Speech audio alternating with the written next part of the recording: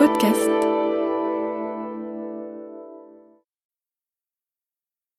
La radiodiffusion télévision française présente Les aventures de Tintin d'après Hergé, feuilleton de Nicole Strauss et Jacques Langeais, musique originale de Vincent Vial, réalisation Jean-Jacques Vierne. Ce soir, les 7 boules de cristal, 15e épisode. Tintin a perdu la trace des ravisseurs de Tournesol à Saint-Nazaire et l'on a retrouvé leur voiture dans un bassin du port. En attendant les résultats de l'enquête officielle, Tintin et Haddock décident de faire un saut à La Rochelle pour y rencontrer un ami de ce dernier, le capitaine Chester, dont le bateau, le Valmy, est ancré dans le port. Dites-moi, savez-vous où est amarré le Valmy? On nous avait indiqué le quai numéro 18. Ah, le Valmy. Ah oui, il était bien ici, mais il est reparti ce matin avec la marée. Il n'avait pas de chance. Oh, tonnerre. Merci, monsieur, merci. Service. Oh, tonnerre de Brest, pas de chance, hein. En effet. Si au moins nous avions des nouvelles de Tournesol, mais rien. Pas la moindre piste. Pas le plus petit indice. Oh.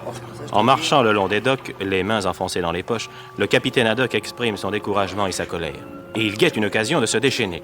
Justement, un vieux chapeau traîne par terre, devant lui, abandonné sur les pavés. Haddock ricane, l'ajuste et... Tiens. Oh. Oh. Oh là. Oh.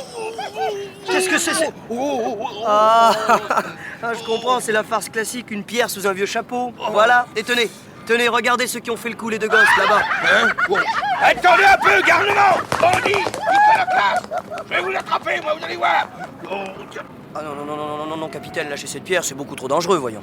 Ouais, c'est vrai. Oh, et puis ils sont déjà trop loin. N'empêche que si jamais je les retrouve, ces Olibrius, ils se souviendront du capitaine Haddock. Et celui-ci lance dans la mer la pierre que le garnement avait dissimulée sous le vieux chapeau. Oula, ma tête. Sauvage, criminel, aïe. Hein, quoi? Capitaine, c'est la pierre que vous avez jetée. Tintin et Haddock se précipitent au bord du quai. Dans une barque, un malheureux pêcheur se frotte le crâne en hurlant. La pierre lancée par Haddock vient de faire une deuxième victime. Nos amis, un peu honteux, se sauvent en courant et vont se cacher dans un hangar.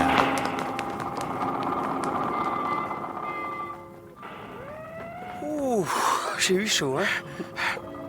Ah, quelle course, tonnerre. Eh bien, Milou, que nous apportes-tu là? Un chapeau? Quelle idée! Allons, donne!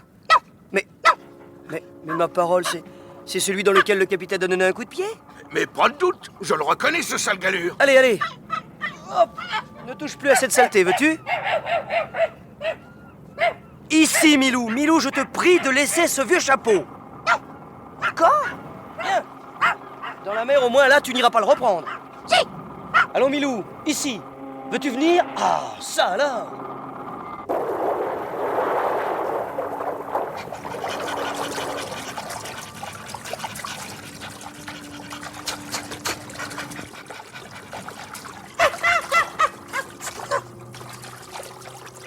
Tête de mule, va. Que veux-tu que je fasse de ce chapeau, hein? M'en coiffer?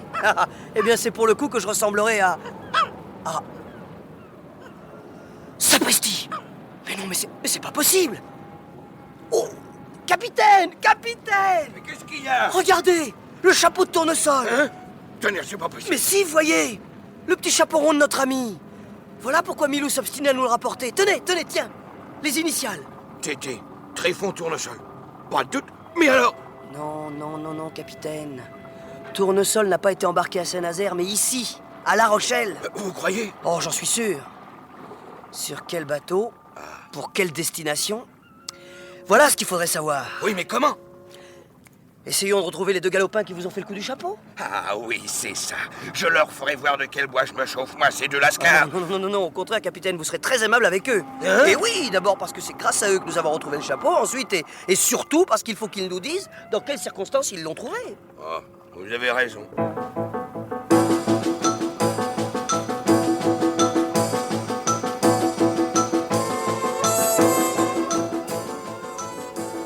Milou devant, Tintin en deuxième position et Haddock en queue, nos trois amis explorent les quais, les docks, les hangars.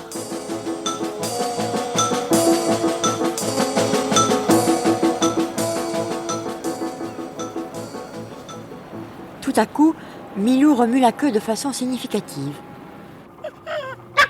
Là-bas, les voilà. Ils jouent aux billes. Vite. Ah, bonjour mon vieux. Quoi?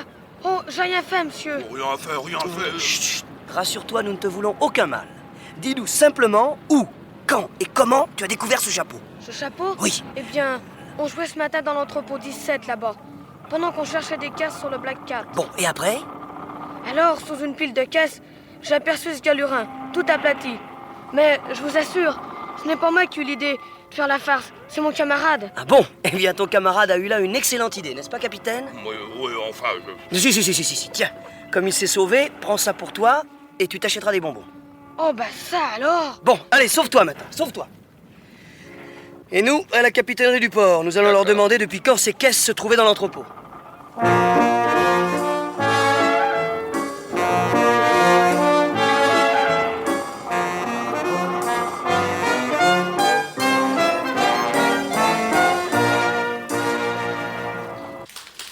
Je vais vous dire ça tout de suite, oui. Voyons. Ah, voilà. Les caisses dont vous me parliez sont arrivées le 14 par chemin de fer. Elles ont été chargées ce matin sur le Black Cat. Parfait. Encore une question, s'il vous plaît. La veille de leur arrivée, y avait-il un bateau à quai en face de l'entrepôt 17? Alors ça fait le 13? C'est ça, le 13. Le 13, voyons. Oui, il y avait le Pachacamac, un cargo péruvien arrivé le 10 de Callao avec un chargement de guano. Parti le 14 pour Callao avec une cargaison de bois. Voilà. Eh bien, très bien. Je vous remercie beaucoup, monsieur. Pas de quoi, monsieur. Jean, monsieur.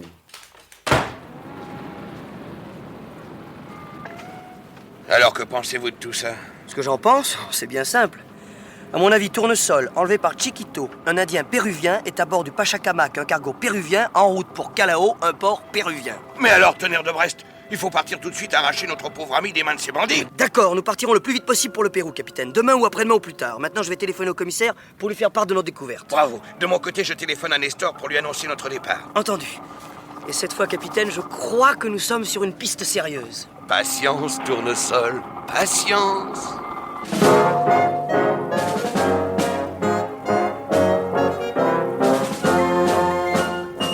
Et nos deux amis vont se préparer fébrilement.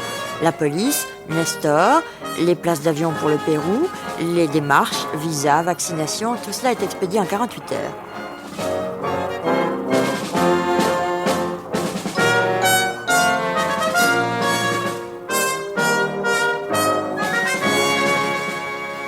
Et par un beau matin ensoleillé,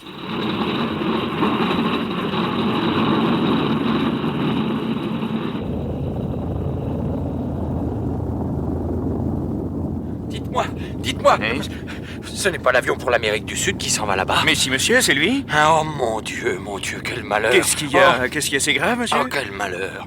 Pauvre monsieur. Mais qu'est-ce qu'il y a? On pourra peut-être arranger ça. Oh, mais c'est impossible, monsieur, absolument impossible. Mon maître s'est embarqué sans un seul monocle de rechange. Oh là là là là. C'est peut-être pas aussi grave que vous l'imaginez, monsieur. Oh, pauvre monsieur, que va-t-il devenir? Oh là là là là.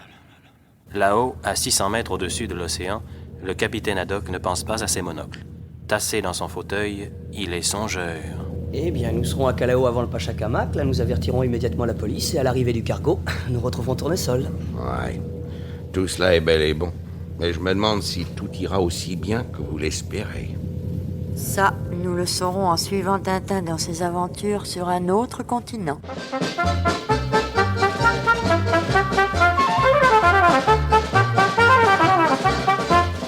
Les aventures de Tintin d'après Hergé, un feuilleton de Nicole Strauss et Jacques Langeais, avec Maurice Sarfati Tintin, Jackie Ling Haddock, Henri Verlogeux Nestor et Roger Pelletier, Yves Pénaud, Dominique Diamant, avec Milou.